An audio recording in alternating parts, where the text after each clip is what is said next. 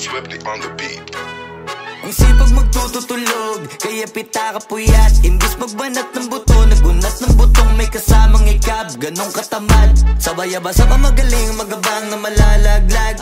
At nagtataka ka pa kapag sabay sa mawala ka na nakakapkap. Clap, clap, clap, ang hilig mo sa atay ka muna. Kaya imbis sa lapian nakuha mo muta. Punto ko sana makuha, na baka sa kakahiga mo ay diyan ka makuba. Anong mission mo sa lupa? Magpatigas ng batuta, paramihin ang populasyon. Ganyan ba talaga pag walang ambisyong mataas? Di nalulula, buti patupa, napapastol.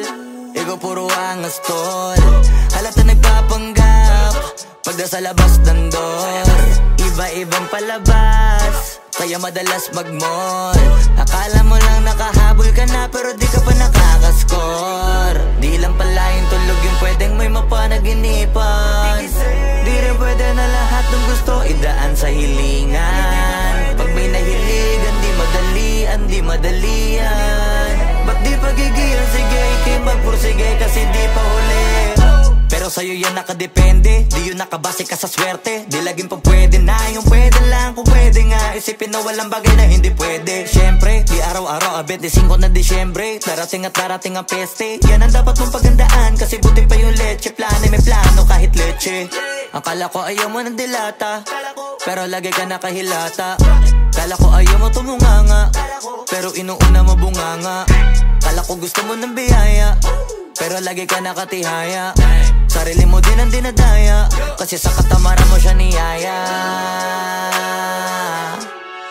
Dapat kasi di ka pumapayag,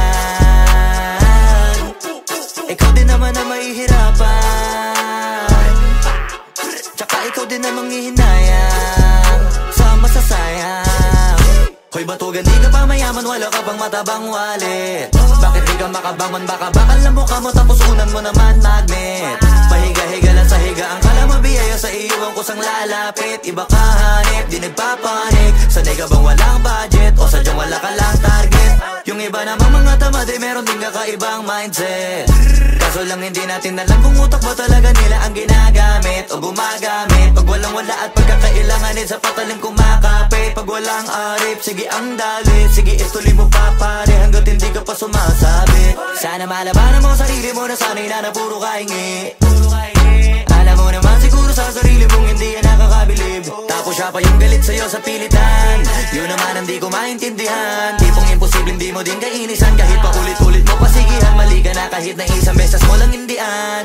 Sa mga naririnig mo sana nakatuto ka para matuto ka ng sira ulo ka. Ang sakit mo nasa ulo kasi baka yung sakit mo nga ay nasa ulo na.